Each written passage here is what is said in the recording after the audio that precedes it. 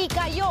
Así arrancamos el programa, señores, con esta que es definitivamente la noticia más trascendental del día. Fue capturado en el estado de Texas, en Norteamérica, Segundo Sánchez Sánchez, el dueño de la casa de Zarratea, detenido esta mañana en la frontera entre Estados Unidos y México, así lo informó fuentes de la policía. Sánchez fue detenido cuando quiso entrar con coyotes mexicanos de manera ilegal a los Estados Unidos. La policía de Houston lo intervino, revisaron sus huellas dactilares, lo identificaron y descubrieron que tenía orden de captura internacional. Esto gracias, por supuesto, al Interpol. La detención fue comunicada al consulado peruano en Houston. Fuentes policiales dicen que todo apunta a que Sánchez será deportado por su condición de ilegal. Sobre Segundo Alejandro Sánchez Sánchez pesaba una orden de captura por el caso Asesores en la Sombra. Íntimo amigo, además chotano, una de las personas más cercanas durante la campaña y después de la campaña también del golpista Pedro Castillo. Se le imputa además por parte del Ministerio Público de la Fiscalía varios delitos, como colocar funcionarios en el aparato estatal para así ganar licitaciones. El Ministerio del Interior, a través de su programa de recompensas, recordemos que estaba ofreciendo un monto de 30.000 nuevos soles para cualquier persona que pudiese ayudar a dar con el paradero de Sánchez, prófugo desde el 17 de noviembre del 2022. 10 meses huyendo de la justicia peruana y hoy, finalmente, en Estados Unidos, cayó. ¿Cómo están? Buenas noches, bienvenidos. Hoy es viernes, estamos listos para cerrar esta semana aquí en El Estilo Juliana con toda la información que ustedes tienen que conocer, por supuesto, de este caso. Vamos a conversar más adelante con el procurador, con el representante del Ministerio Público que está a cargo de las indagaciones, aquella persona que sabe perfectamente cómo se llevó a cabo el proceso de captura de Sánchez, y en una entrevista ustedes podrán enterarse y de pronto tener la respuesta que yo ahora mismo no tengo, pero sí el interrogante. ¿Cuándo, si va a ser deportado, llegaría a nuestro país y va a ser automáticamente internado en un penal? Porque para él se pide cárcel de manera preventiva, y ya sabemos que es una persona que no solamente no colabora con las investigaciones, sino que no tiene arraigo y que encima escapa cuando sabe que están tras él. Con eso vamos a volver luego de la pausa comercial, Javier. ¿Sí? No, seguimos, de frente. Vamos a escuchar al cónsul peruano en Houston, que es la persona finalmente que da la noticia y que tuvo la amabilidad de conversar con nosotros, porque teníamos algunos detalles todavía que no lográbamos aterrizar. Sabíamos de lo que estaba sucediendo, pero otra cosa es hablar, evidentemente, con la autoridad responsable allá en los Estados Unidos. Señor Alejandro Sánchez Sánchez, allá en la frontera de México, ¿no?, con Estados Unidos. Queríamos saber si ustedes tenían algún alcance adicional al respecto. O sea, ¿cuál es el procedimiento a seguir después de la captura?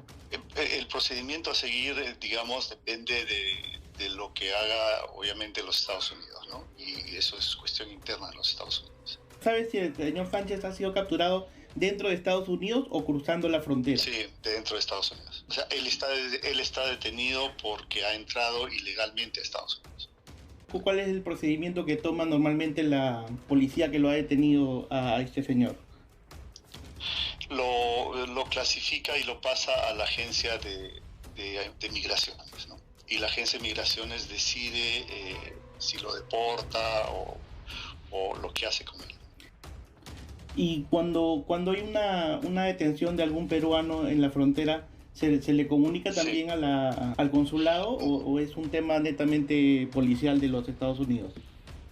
No nos comunican, simplemente cuando necesitan verificar la identificación o necesitan alguna información sobre el peruano o un salvoconducto para que pueda ser deportado, nos piden la información, ¿no? Y muchas veces también cuando los van a deportar, ¿no? Pero hay veces son grupos muy grandes, ¿no? Ah, ok. Y sobre este señor en particular, ¿ha llegado la solicitud de información? Sí. Señor Alejandro. Gracias, por supuesto, al cónsul del Perú en Houston, quien accede a conversar con nuestro equipo y a dar detalles de lo que ha sucedido con Sánchez. Ojo, lo detienen por ilegal.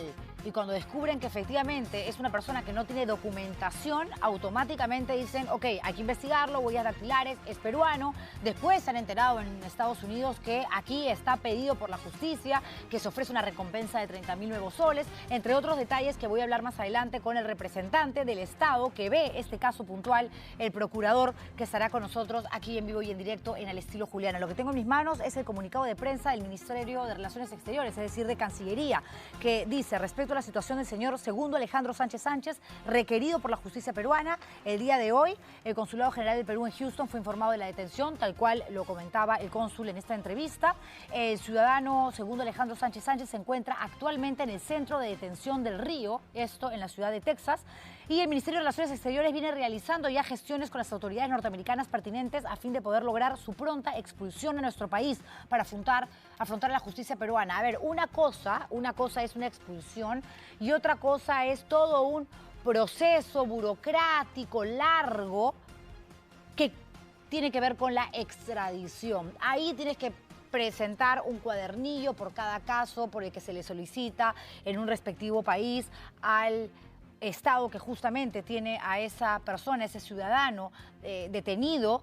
Luego tienes que mandar la valija diplomática, tienes que mostrar toda la documentación que avale que efectivamente la investigación que realiza la Fiscalía, el Ministerio Público, no atenta contra los derechos fundamentales de una persona y tiene que existir un tratado bilateral entre ambos países de extradición. Esa es la razón por la cual Toledo al final se demoró un montón porque puso 1000 peros para no venir a Perú, pero finalmente llegó, lo extraditaron. Lo mismo pasó con Fujimori, que se había escondido en Chile, recuerdan ustedes, pero eso duró un montón. Cuando es una expulsión, yo creo que esto no pasa de 48, máximo 72 horas. Ojalá que venga, que dé la cara y que responda. Porque además en su casa, se llevaban reuniones clandestinas a cabo cuando Pedro Castillo ya era presidente de la República. Recuerden ustedes que él no despachaba desde su oficina en Palacio de Gobierno, lo hacía en Zarratea.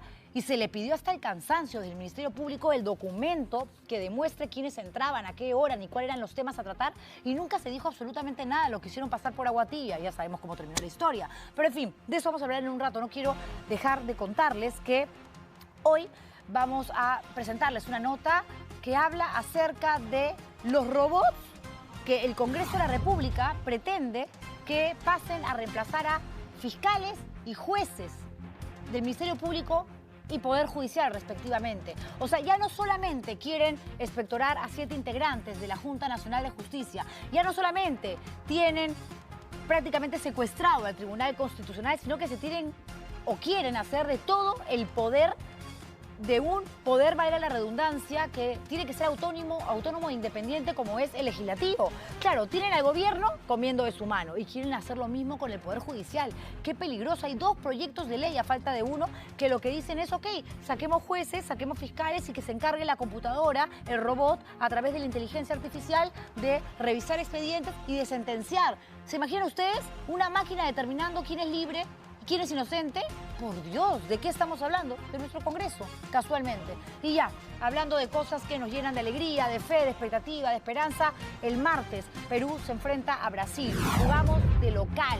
El programa, obviamente, no va a salir en vivo porque a esa hora ustedes van a ver en ATV el Perú-Brasil, donde esperamos, por supuesto, tener un mejor desempeño que el de ayer frente a Paraguay. Lo que viene ahora es una vergüenza por parte del Ministerio Público, porque la policía sí que ha chambeado, y bastante duro, en el caso de Maldito Cris. No solamente lograron detenerlo, lo mataron en acción, por supuesto, porque este sujeto era un peligro inminente, lo pudo haber acabado con la vida de cualquier agente, así como lo había hecho con un sereno de Surco. Tenía 4 o 5 armas en su poder, el celular. Luego la policía fue en busca de Wanda, la novia, que desapareció, y ahora hay una nueva mujer que ha pasado a reemplazarla y que es la que se encarga de la logística de esta organización criminal. Y detienen al mejor amigo. La policía, con trabajo de inteligencia, con una chamba además muy arriesgada, logra capturar a este sujeto. Le encuentran armas, lo encuentran con droga. ¿Y qué hace el fiscal? ¿Qué hace el Ministerio Público? Lo libera. O sea, ¿qué creen? ¿Que lo van a llamar más adelante, lo van a notificar y el señor va a decir, sí, voy a ir a dar mi testimonio porque la justicia peruana me requiere? No, pues, por Dios, veamos ese reportaje. Ahí está. Fue seguido durante semanas por la Policía Nacional y finalmente fue capturado este martes en un mega operativo de película en el Cercado de Lima. Jorge Luis Zárraga Rosales no solo es un sanguinario, impulsivo y perverso delincuente disfrazado de repartidor, sino que además es uno de los mejores amigos del desaparecido Maldito Cris. Cámaras de seguridad de la avenida Tingo María registraron una de sus tantas fechorías. Aquí vemos al motero de 31 años huyendo de la policía luego de arrebatarle sus pertenencias a una de sus víctimas. Pero por más que pisó el acelerador, no logró escapar de la justicia. Fue capturado con 2 armas de fuego que escondía en su mochila de delivery. Pero este no es el único antecedente de este ciudadano extranjero. En 2020 fue detenido junto a Christopher Fuentes González en un búnker de Punta Negra, en el que las drogas, la prostitución y las armas de fuego no faltaron. Pese a todo ello, la fiscal Fátima Rosas Ruiz dejó en libertad a este sujeto. Según la letrada, no existían suficientes pruebas que demuestren su culpabilidad. Él efectivamente menciona que realmente se conoce con los secuaces del Maldito Cris, pero según él dice que no lo conoce, pero no creo, pues no, lógicamente, si está andando con los secuaces, lógicamente lo conoce, ¿no? Y que él mismo lo acepta, que con esos secuaces fue intervenido en el búnker. Este delincuente no es el único integrante de la banda Los Gallegos de Tingo María, pues en su clan se encontraría su compatriota Yolfré Mendoza Díaz, de 21 años, quien fue capturado cuando transitaba a bordo de su moto en San Miguel.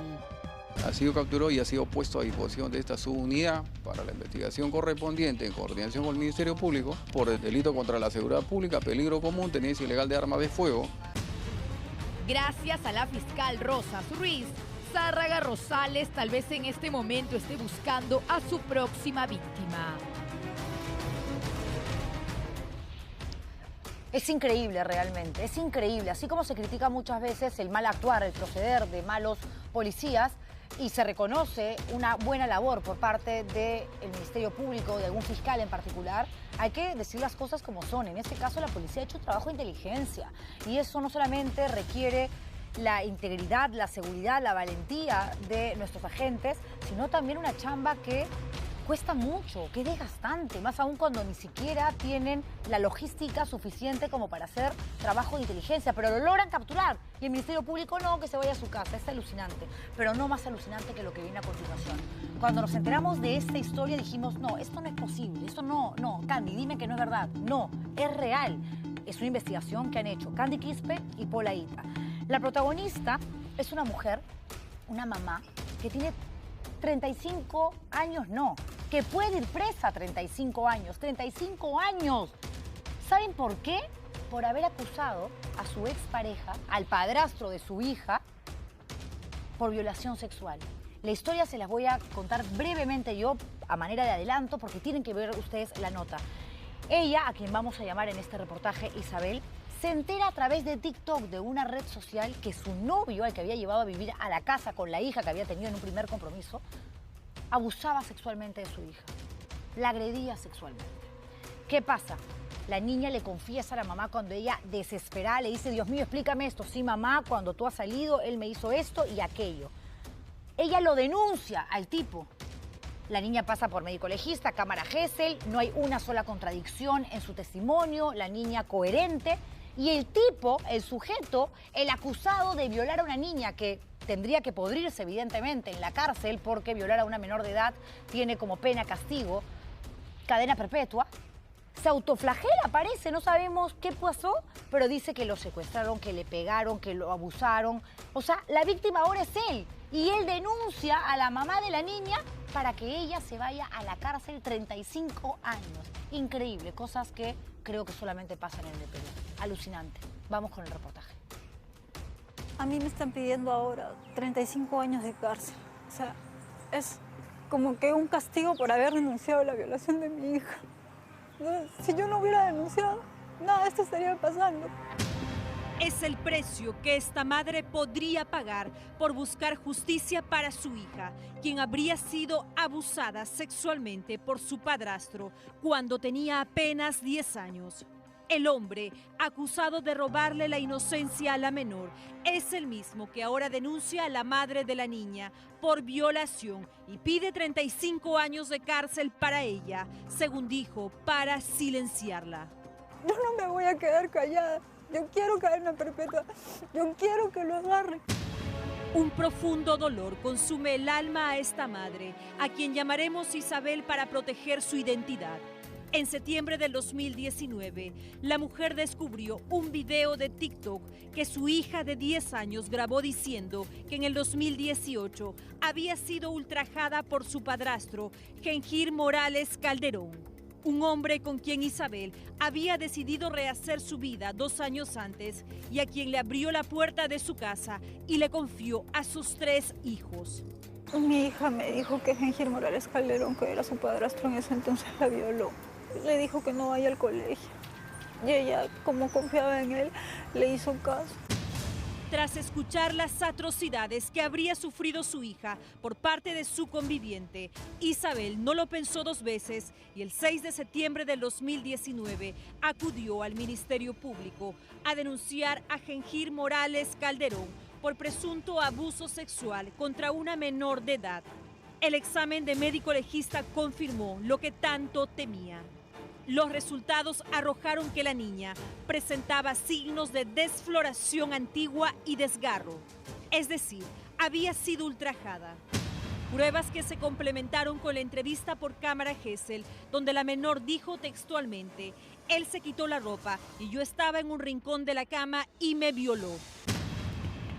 Nadie se esperaba la jugada maestra que daría el presunto agresor para dar un giro de 180 grados a este caso. No pasó ni 24 horas de que Isabel asentara la denuncia para que Genjir Morales acuda a una comisaría el 7 de septiembre del 2019 para denunciar a la madre de la niña por violación y secuestro contra él. Me denunció a mí. Yo lo denuncio el 6 de septiembre.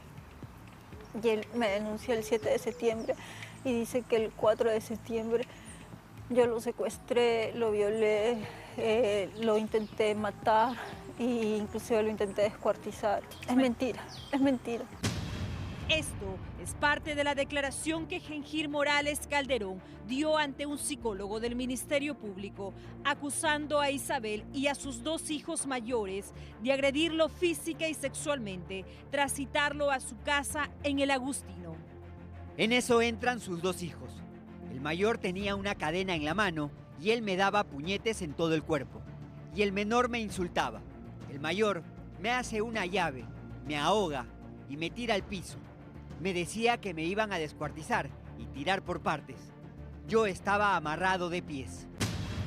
Los inquilinos, a quienes Isabel alquilaba una habitación dentro de su casa, declararon bajo juramento no haber escuchado ningún ruido o pelea el día de la supuesta agresión. El vigilante de la cuadra también declaró que no notó nada extraño ni ocurrió ningún incidente ese día. Los exámenes de medicina legal practicados al padrastro indicaron que presentaba signos de acto contra natura y lesiones paragenitales y extragenitales recientes. Sin embargo, las autoridades accedieron a una conversación de WhatsApp que Genjir Morales envió a un amigo un día antes de presentar su denuncia contra Isabel. En el chat del 6 de septiembre del 2019, Morales Calderón le dice a uno de sus contactos: pregúntale a Carlos si tiene un amigo en médico legista. A lo que este le responde: Genjir, tranquilo, él te va a apoyar. Anda nomás, confía, tienes el respaldo. Si te dicen por qué te han golpeado así, ella me pedía plata, dile. Y ahí metes toda tu vaina que siempre había pleitos. Yo pienso que él se los ha hecho, se los ha hecho. Y que todo esto lo ha fraguado para que después con eso chantajearme para que yo retire la denuncia, porque la denuncia que yo le he hecho es una cadena perpetua lo que le espera.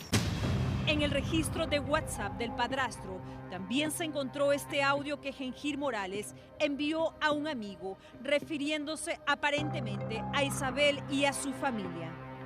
Si es posible, con Dante y Carlos, pues, ¿no? Y el que quiero cagar son mías. Porque yo no le he hecho nada a esa niña. Me están echando la culpa que yo no he cometido. Pese a todas las evidencias, en noviembre del 2021, la Segunda Fiscalía Penal Corporativa del Agustino pidió que se dicte 9 meses de prisión preventiva contra Isabel por los delitos de secuestro y violación. Delitos por los que la madre de familia podría recibir 35 años de cárcel. Aunque el pedido fue desestimado, el proceso judicial continúa. Me parece completamente injusto. Desde que pasaba esto, nosotros ya no tenemos vida. Yo tengo que pagar un abogado para defenderme. Tengo que ver el caso de mi hija para que se haga justicia. Él está ahorita no ha habido, ¿no? Entonces no sabemos ahorita su ubicación. ¿Por qué? Porque él no quiere ir preso por algo que no ha cometido. Gengir Morales Calderón se encuentra como no habido. Desde el 2020, el padrastro cuenta con una orden de captura tras recibir 8 meses de prisión preventiva, pero su paradero es desconocido. Este es su domicilio, pero no está acá, pues. ¿Y por qué no se pone a derecho? ¿Por qué no se entrega a las autoridades? Bueno, es cuestión de él, pues, señorita. Es cuestión de él, yo soy su padre. La madre de la menor pidió que lo incluyan en la lista de los más buscados del Ministerio del Interior para que su hija pueda al fin encontrar justicia después de casi 5 años. A ver, por Dios, esto no tiene ningún tipo de lógica. Nadie en la Fiscalía, nadie en el Ministerio Público se pueden dar cuenta de las incoherencias que ha dicho en las investigaciones este sujeto. Nadie se ha dado cuenta que es más que evidente que está mintiendo porque ella lo denuncia por violencia sexual contra una niña que en ese entonces tenía 10 años y al día siguiente a él se le ocurre aparecer diciendo a mí me violaron, a mí me pegaron, a mí me hicieron esto. Y el que tiene la razón está ahí como esta mujer buscando justicia. Este está no habido, tiene una orden de captura. Hay una orden también de prisión preventiva para que se vaya a la cárcel mientras duran las investigaciones, que seguramente determinarían o concluirían en una cadena perpetua. Y ella todavía tiene que responder por un proceso absolutamente estúpido, lleno de incoherencias, donde se le solicita 35 años de cárcel. O sea, este es el ejemplo que nos están dando, señores autoridades, que si mañana salimos a defender lo que más amamos, un hijo o una hija, nos exponemos a que el señalado, el denunciado, para darnos la contra, para castigarnos por haber tenido la valentía de salir a defender con nuestra alma, con nuestro cuerpo, con nuestro corazón, a nuestra familia, pida cárcel para nosotros, está escapándose de la justicia. Es porque obviamente sabe lo que ha hecho, porque si no estaría presente en las audiencias buscando todavía que se cumpla la condena de 35 años, que es lo que él ha pedido, y el Ministerio Público obviamente se lo está dando, para la mujer con la que vivió y a la que lo más seguro es que le haya fregado la vida. A ella y sobre todo a esa niña de 10 años. Digo lo más seguro porque no lo puedo concluir, desgraciadamente no me corresponde, no soy fiscal, no soy jueza, pero caramba, basta ver el reportaje que Candy y Paul nos han contado con elementos absolutamente puntuales, exactos. Eso es objetividad al 100%, documentos, referencias, médico legista, cámara GESEL, la niña, los hechos. O sea, caramba, o sea, ¿no les importa? ¿No les importa? Ojalá que por lo menos el Ministerio de la Mujer alerte en redes sociales y que mueva un poco el piso en la Fiscalía, en el Ministerio Público, para que pongan esto en orden, por Dios, y retiren de una vez, archiven esa solicitud ridícula de pedir más de 30 años de cárcel para la mujer de una niña que fue violada. Lo más seguro es que por este sujeto, pero que fue violada, porque así lo dicen los peritos y así se determinó en la cámara GESEL. No me entre en la cabeza, no me entre en la cabeza. Esto no quiere decir que hay que sacar a los fiscales, a los jueces y poner computadoras, robots, que es lo que pretende el Congreso de la República ahora para hacerse de todo el poder. Ya tienen al Ejecutivo comiendo de la mano y quieren hacer lo mismo con el Poder Judicial. Pero eso vamos a hablar más adelante. Ahora les voy a mostrar lo que ha pasado en el norte.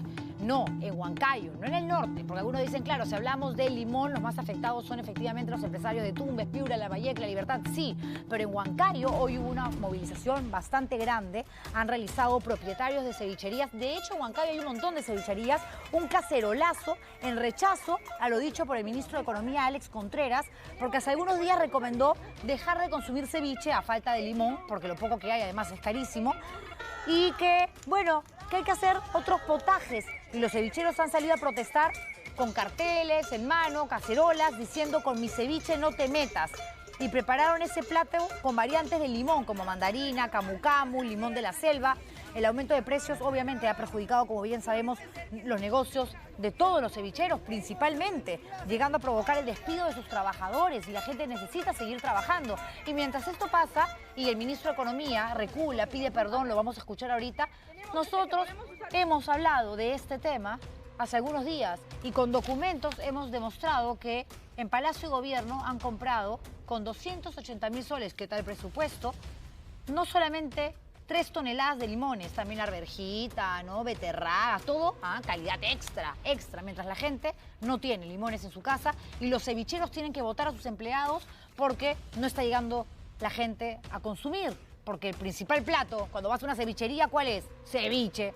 Si no, se llamaría de otra manera, ¿no? Empecemos por eso. Le falta hasta inteligencia en el gobierno, para tomar algunas medidas. Escuchemos lo que dijo el ministro Contreras.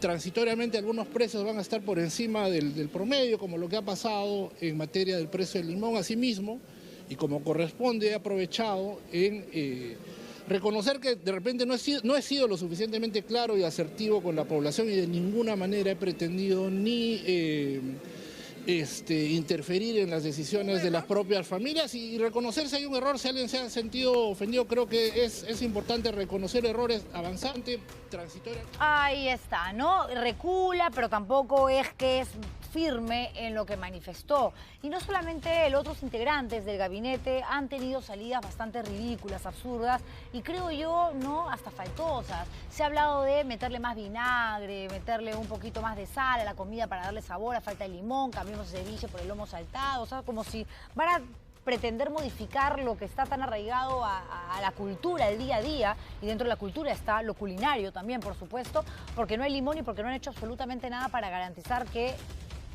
no falte limón en los principales mercados, porque a falta de ello justamente los precios se elevan porque la demanda es altísima, 17 soles el kilo, pero en el Palacio de Gobierno hay para hacer ceviche para todo el mundo con limonada incluida. Olvídense, porque han garantizado ellos su consumo con 3 toneladas de limón extra. Señores, cambiemos de tema, ¿les parece? Sí, llegó la selección peruana esta mañana al Perú y descansaron un ratito nomás porque durante la tarde ya arrancaron con los entrenamientos. El martes Perú se enfrenta a Brasil en el Estadio Nacional y eso es algo que por supuesto nos tiene a todos con los nervios de punta. Veamos nuestra cápsula deportiva. A ver, tengo que ir a la pausa comercial, pero no se muevan, porque esto no es un invento, esto no es parte de una historia de ciencia ficción. Esta es una iniciativa legislativa. En realidad hay 2 proyectos de ley ahora mismo en el Congreso de la República, en la Comisión de Constitución. ¿Para qué? Para retirar a algunos fiscales y jueces del Poder Judicial y que estos sean reemplazados por la inteligencia artificial, es decir, por una computadora. Mañana un robot va a revisar un expediente y un robot va a condenar o va a dejar en libertad a una persona, encima con un Poder Judicial donde hay varios casos de corrupción, y no de ahora, sino desde hace rato, y con un Ministerio Público, una Fiscalía donde no todos los fiscales dan la talla. Imagínense ustedes, y uno dice, ¿cómo se le ocurre a la congresista Ugarte presentar esta iniciativa? Porque lo que quiere el Congreso, obviamente, es apoderarse de todo lo que tiene que ver con la administración de justicia en el país. No es casualidad que Patricia Chirinos esté como loca buscando expectorar a 7 integrantes de la Junta Nacional de Justicia, porque es la JNJ la que podría hacer cambios también ¿en qué? En las entidades electorales, llámese OMPE, llámese Jurado Nacional de Elecciones. ¿Y a quién le conviene eso? A los próximos candidatos. Obvio, nadie da puntada sin hilo en política, señores. Qué malvados, ¿no? Sí, así son. Quieren todo para ellos, todo. Regresamos con eso.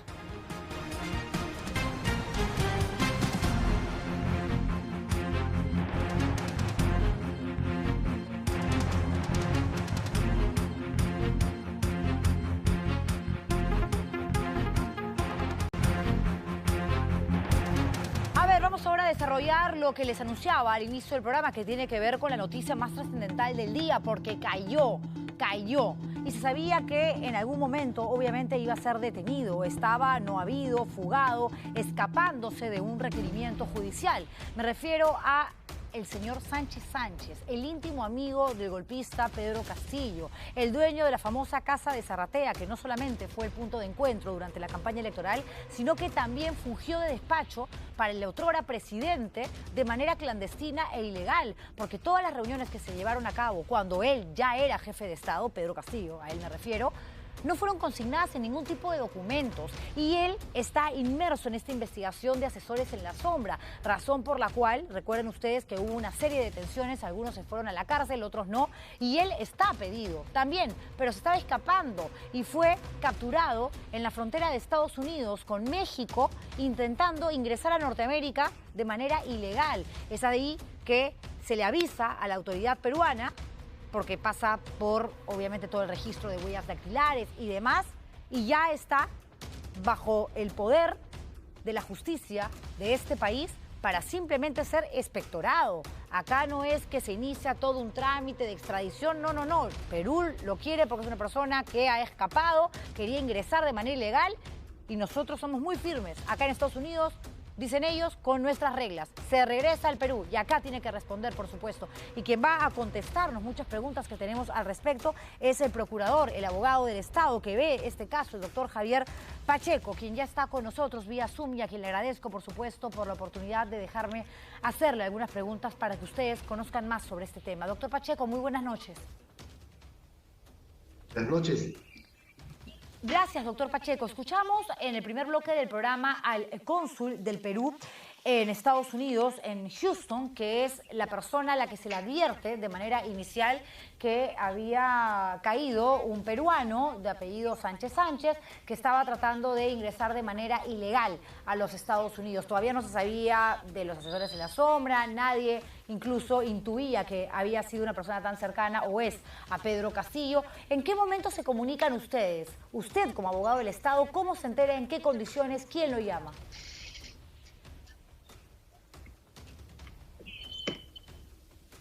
¿Me escucha? Sí, ¿me escucha, señor Pacheco? Lo estamos viendo perfectamente, no sé si me amplía en pantalla, parece que hay un problema con el audio. En todo caso, le voy a solicitar, si es que está acompañado, que prenda su celular. A veces cuando en entrevistas vía Zoom hay algún problema tipo técnico, lo ideal, lo mejor es que tengas un celular al costado para que la imagen, por más de que se congele, no genere problemas en el audio. Lo que queremos es escucharlo por sobre todas las cosas. Estamos hablando del procurador anticorrupción que lleva el caso Alejandro Sánchez, dueño de Zarratea, porque recordemos que Sánchez Sánchez es buscado por el caso Asesores en la Sombra, que involucra a personas que no eran necesariamente altos funcionarios. ¿Ahora sí me escucha, doctor Pacheco? Sí, ahora sí escucho. Muy buenas noches, Juliana. Gracias. Buenas noches gracias a usted. Por la invitación a tu programa. A ver, cuénteme cómo se entera usted, quién lo llama, cómo es que conoce la noticia de que Sánchez Sánchez estaba tratando de ingresar a Estados Unidos de manera ilegal. Bueno, nosotros tomamos la noticia, la cual se comunica por los medios de prensa, ¿no? Inmediatamente nos hemos comunicado con la policía y con Cancillería, que es quien nos ha ya dado el informe de cuál es la situación. Y luego, ¿cómo es que en Estados Unidos, si les interesa o no, porque desde que él intenta entrar de manera ilegal, obviamente tiene que ser expectorado, pero cómo es que se inician las coordinaciones, por decirlo de alguna manera, para que la justicia norteamericana sepan que no se trata de cualquier ciudadano que quiere entrar a un país sin papeles, que es alguien buscado, requerido por la justicia por el caso de Asesores en la Sombra? Dentro de esta, digamos, noticia que se ha suscitado el día de hoy, es que este es un procedimiento administrativo normal que realiza el país de Estados Unidos respecto de aquellas personas que tratan de ingresar de forma ilegal, indocumentada a este país. Y recordemos que el prófugo Sánchez Sánchez es una persona por la cual ha salido del país de forma ilegal y su estancia en cualquier otro país es claramente en una condición que infringe las leyes migratorias. Y en este caso, al haber tratado de ingresar a Estados Unidos a través de San Antonio, Texas, lo ha hecho en esta condición. Y él en estos momentos se encuentra en un centro de reclusión de personas que ingresan en forma ilegal, y se está procediendo a culminar con la identificación, los trámites administrativos, su condición física, y en las próximas horas o hasta una semana es que va a ser expulsado y se le va a deportar aquí a su país de origen. Cuando hablamos de expulsión y de horas es porque la figura obviamente no exige tanto trámite burocrático y que por lo tanto la expulsión, el expectorarlo, es cuestión de días. ¿Hay una fecha límite? ¿Hay un tiempo de vigencia máximo que se tiene que cumplir? ¿Cuándo cree usted que estará acá, dando la cara a la justicia que lo requiere Alejandro Sánchez Sánchez? No debería ser más de una semana, no debería. Porque este es un proceso en el cual, dependiendo de los trámites administrativos internos, de acuerdo a las normas migratorias en las cuales se ha infringido, inmediatamente se hace un proceso célere administrativo y se procede a emitir la resolución mediante la cual el país procede a declarar la expulsión de esta persona e inmediatamente es devuelto al país de donde es original. ¿Y viaja algún representante del Perú para poder concretar esta acción? ¿Alguien del Ministerio Público, de la Fiscalía, de la Procuraduría Anticorrupción? No. En este caso entiendo que esto va a ser algo similar como fue la traída o la expulsión, como fue el caso claro que es distinto, pero igual que el caso del expresidente Alejandro Toledo. Claro, que era un caso de extradición que además demoró mucho tiempo, pero digamos, lo suben a un avión comercial custodiado por agentes norteamericanos y aquí en el Perú, en tierra nacional, lo espera la policía y lo trasladan inmediatamente ¿a dónde? Para que luego, me imagino que el INPE, el Instituto Nacional Penitenciario, determine a qué penal se tiene que ir para cumplir con la prisión preventiva. Inmediatamente se le pasará una diligencia de identificación en el Poder Judicial una vez que las autoridades policiales en el Perú reciban a este prófugo y posteriormente pasará a el INPE para que de acuerdo a la clasificación proceda a derivarlo a algún penal o un centro penitenciario del país. ¿Cuántos meses de prisión preventiva tiene que cumplir? Él tiene una orden de 30 meses de prisión preventiva. 30 meses. Dígame una cosa, ¿existe la posibilidad de que en esta semana como máximo que puede demorar la ejecución de la expulsión, que Estados Unidos diga, a ver, el tema de los asesores en la sombra, de lo que este señor presuntamente ha cometido en su país, es algo que a nosotros no necesariamente nos compete? Estamos cuidando, obviamente, nuestras fronteras y a todos los ilegales los regresamos al país desde donde trataron de ingresar. En este caso, hablando de Sánchez Sánchez, sería México. ¿Hay esa posibilidad de que Estados Unidos diga, no, a Perú no lo mandamos a México y que ya vea Perú con México cómo se las arreglan para que Sánchez pise Lima, regrese a Lima y se vaya a la cárcel? No existe esa posibilidad. Lo que tiene que ser es, conforme a las normas americanas, expulsado y deportado al país de origen. País de origen. Dígame una cosa, van a ser 10 meses desde que justamente la policía, acompañada de integrantes del Ministerio Público, Fiscalía, realizó un megaoperativo, una serie de allanamientos, varias detenciones. De hecho, pudieron acopiar información bastante valiosa de las casas donde fueron ubicando a aquellos que estarían o habrían integrado este gabinete en la sombra, y a él ya no se le encontró. ¿Ustedes tienen información de lo que ha pasado en el transcurso de estos 10 meses donde él ha estado como no habido? O sea, salió del Perú de manera ilegal, eso está clarísimo, no pasó por el Jorge Chávez. Habrá, digamos, violado una norma, le habrá roto la mano, perdón por la expresión, pero es lo que usamos para determinar el pago de una coima ahí en migraciones a través de una frontera, no lo sé. Pero ¿se fue directamente a México? ¿Estos 10 meses ha estado en México? No podría especular, ¿no? Habrá que establecer, seguramente será parte de su defensa, ¿no? Pero ya no es relevante, ¿no? Lo importante es que esta persona regrese al país y responda por los delitos que ha cometido. De acuerdo, porque de eso se trata. Y además, ahora más que nunca tiene que ser enviado a una cárcel y que cumpla con esa prisión preventiva y nada que quiero apelar, que quiero decir que yo voy a enfrentar la investigación, el proceso, respetando, porque es una persona que no tiene arraigo, es una persona que huyó de la justicia, es una persona que nunca dio la cara y que no representa ningún tipo de seguridad en lo que tiene que ver con la serie de indagaciones que tiene que seguir realizando el Ministerio Público con respecto a este caso en específico. Procurador, muchísimas gracias por haber estado con nosotros esta noche. Un placer, Juliana. Gracias. El placer es mío. El doctor Pacheco conversando con nosotros aquí en vivo y en directo, dándonos todos estos detalles tan importantes aquí en el estilo Juliana. Y ahora vamos a hablar de este congreso que cada día que pasa hace más mérito para generar vergüenza. O sea, hablemos claro. Yo sé que los parlamentarios, los congresistas, sobre todo, no nos quieren, odian este programa, cada vez vienen menos, pero eso no me va a llevar a mí a darles una yema del gusto y tratarlos con guante de seda, porque son una defecio. El Parlamento como tal, que hay algunos que se salvan, por supuesto que sí, no es bueno generalizar, pero como institución está tan venido a menos este Parlamento, este Congreso de la República, señores, y como si no fuese suficiente tener 6, 7 puntos porcentuales miserables de aceptación, de generar esa simpatía ridícula en la población que no los quiere, se dan el gusto de abiertamente decirnos entre líneas, nosotros queremos tener el poder absoluto. El gobierno hace lo que el Congreso quiere. El Congreso dice, oiga Dina, oiga Otárola, nosotros vamos a presentar este proyecto de ley. Y los otros, sí. Le dicen chicheño a todo.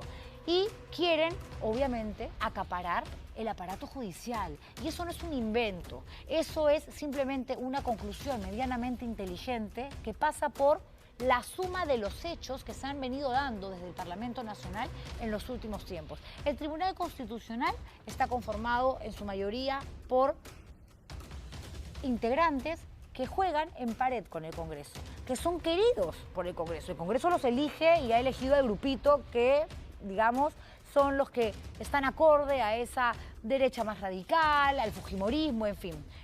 En la Junta Nacional de Justicia ahora mismo ha habido un pronunciamiento diciendo lo que pretende el Parlamento hacer con nosotros es inconstitucional. Patricia Chirinos de Avanza País ha presentado un proyecto de ley para expectorar a 7 integrantes, porque no debieron pronunciarse nunca ellos, emitir opinión alguna sobre la salida de Zoraida Ábalos del Ministerio Público, que además fue inhabilitada, como bien sabemos, a 5 años. Pero ahora lo que buscan a través de dos proyectos de ley es reemplazar a fiscales del Ministerio Público y magistrados del Poder Judicial por la inteligencia artificial. O sea, los congresistas que ni siquiera tienen inteligencia hablan de inteligencia artificial, cosas de la vida, ¿no? Claro, o sea, un robot, una computadora va a sacar la conclusión de la investigación en curso y va a enviar esto a través de un correo electrónico, pues no sé, al Poder Judicial, y será también un robot el que sentencie o deje en libertad a una persona acusada de algo. ¿Pueden creerlo ustedes? Sí, es verdad, no es broma, y el reportaje lo vemos a continuación. La tecnología ha avanzado a tal nivel que con una orden y algoritmos se pueden preparar animaciones, componer cualquier canción con la voz de cualquier artista, preparar dibujos en cualquier estilo, todo lo que pida la imaginación. Así funciona la inteligencia artificial. Y así como son criticados por su potencial de quitarle el trabajo a guionistas y actores de películas, también son vistos como perfectos para reemplazar a personas por máquinas, para servicios deficientes como la administración de justicia en el Perú. No entra de ninguna manera, porque eso tiene que ver con un proceso cerebral, pasa por la inteligencia del ser. En todo caso, ya, ¿para qué tenemos jueces? Y es así que la inteligencia artificial llegó al Congreso, pero no para mejorar su trabajo, sino con proyectos de ley que buscan reemplazar a jueces y fiscales por robots. Bueno, no conozco hasta ahora una máquina que haya podido hacerlo, sobre todo cuando para ser magistrado lo que te demandan es humanismo, ¿no? Se tratan de 2 proyectos de ley que buscan introducir la inteligencia artificial al trabajo de jueces y también fiscales en el Ministerio Público. Ambos son iniciativas de la congresista Katy Ugarte de Unidad y Diálogo. Los 2 proyectos buscan modificar la Constitución para introducir 2 artículos. El primero fue presentado el 25 de agosto y busca que esta tecnología dicte las sentencias. La reforma establece como principio y derecho de la función jurisdiccional el uso de la inteligencia artificial para la resolución de casos judiciales y también las acciones de mero trámite.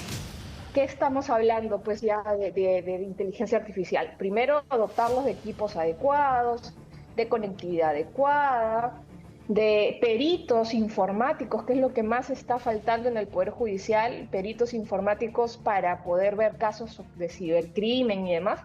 Eso escasea. Primero, yo me ocuparía de eso.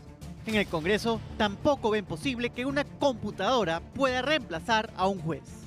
En eso te pueden ayudar, ¿no? Y procesar información exacta, en ese sentido. Pero en la toma de decisión de cuál es digamos, lo justo, qué es lo justo y qué no es lo justo, ahí no entra de ninguna manera. Porque hay un segundo proyecto del 4 de septiembre que en la misma línea quiere modificar la Constitución y dispone que le corresponde al Ministerio Público usar la inteligencia artificial para investigar los delitos, ejercer la acción penal y acciones de mero trámite. La propuesta tampoco es bien vista. Para el ejercicio mismo de la función, que no le veo porque cada cosa exige unas respuestas, una búsqueda detallada, determinada, todo un complejo que tiene que analizarse desde la óptica de los seres humanos y en razón del uso de la costumbre y de nuestra propia realidad y del momento en que estamos viviendo. Pero es que la inteligencia artificial, que funciona bien para el arte y entretenimiento, ¿puede reemplazar a jueces o fiscales? Común también encontrar errores dentro de estas soluciones, ¿no? Hemos visto casos incluso de jueces que han utilizado inteligencia artificial y que hay fallas en los resultados. Entonces esto siempre requiere, hasta el momento, al día de hoy, que es el 2023, por lo menos yo creo que requiere de una mirada humana y de una responsabilidad a cargo de un ser humano. Los expertos coinciden en que la inteligencia artificial solo debe usarse como una herramienta para temas menos complejos.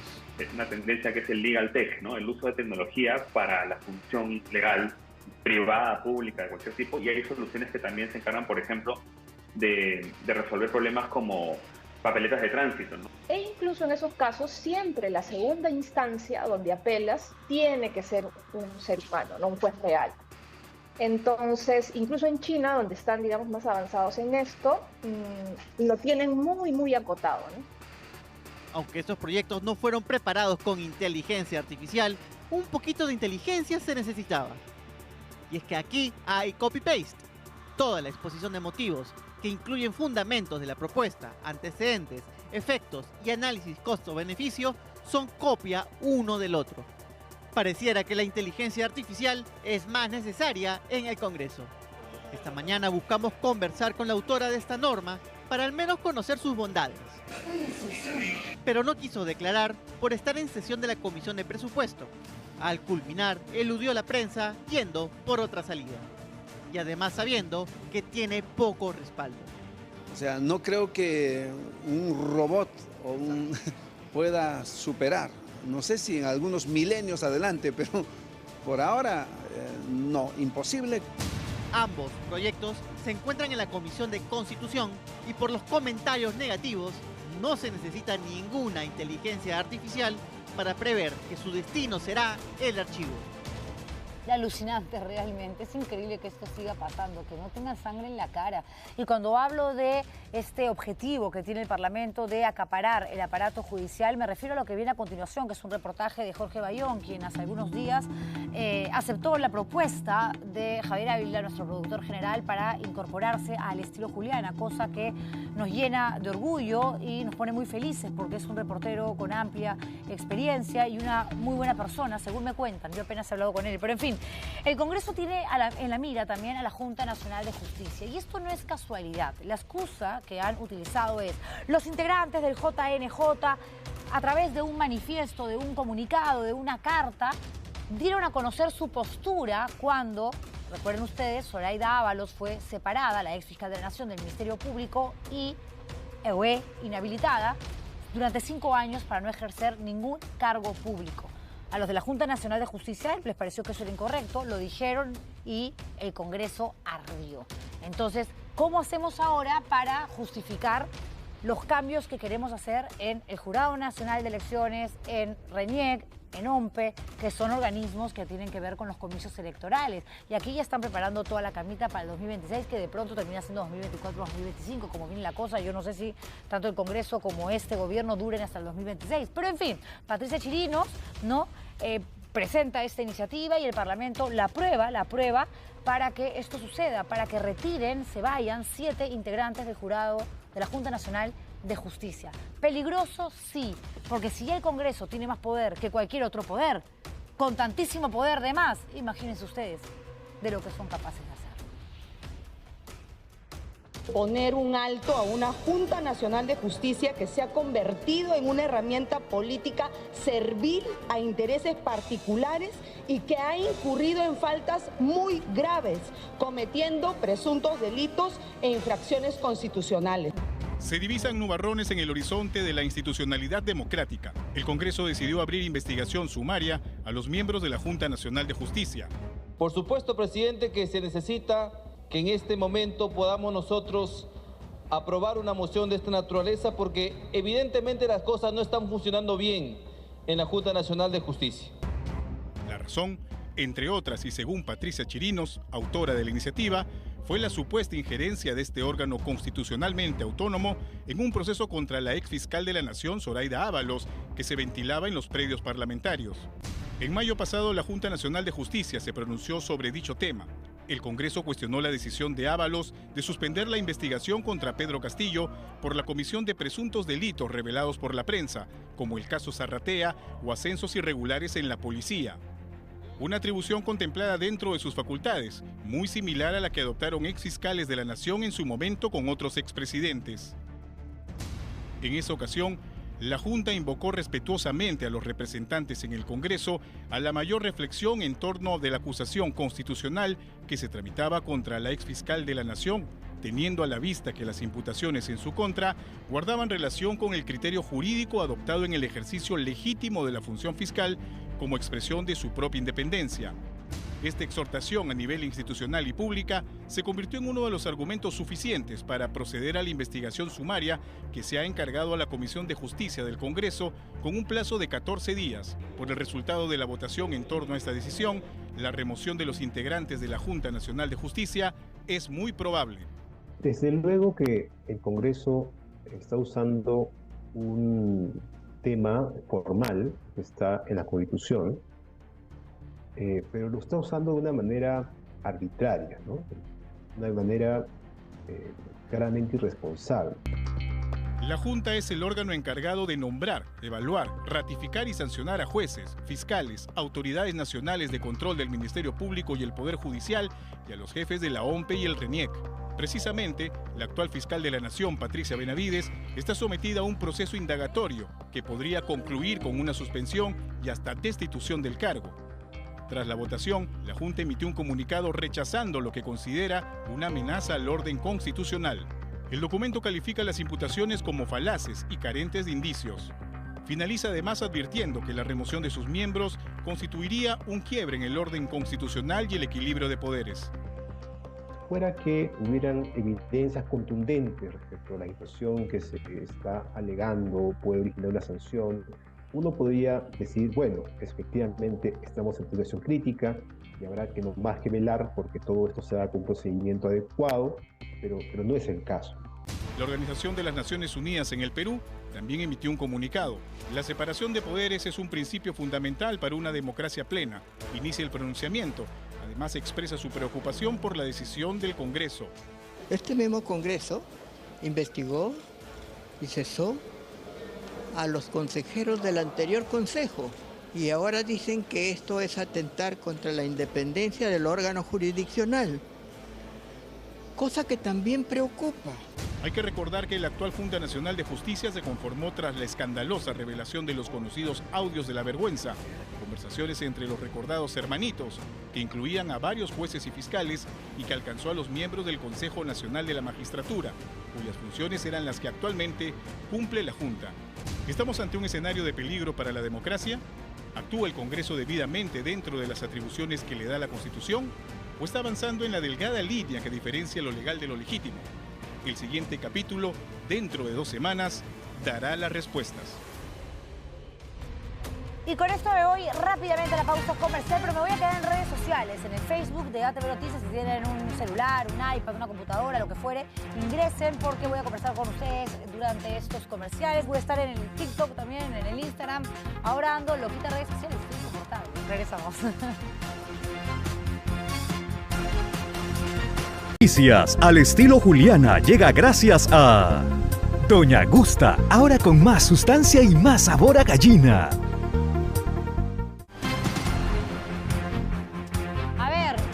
No hay tiempo para más, solamente para despedirme de los que me ven a través del televisor, aquellos que están en el Facebook ATV Noticias, que nos ven en vivo también, a la gente que me ve por aquí, que son mis seguidores en el Instagram, a los que me ven allá, que son los seguidores en TikTok. Estoy así en todas las redes, ya, esto es inteligencia artificial, ¿ah? ¿Qué dicen? Me sacan a mí y ponen un robot. Yo sé que muchos estarían contentos. Y por si acaso, los que me siguen diciendo roja, mermelera, estoy de naranja. Estoy más fujimorista que nunca. Cuídense mucho. Buen fin de semana. Pásenla bien. Nos reencontramos el lunes. Chao.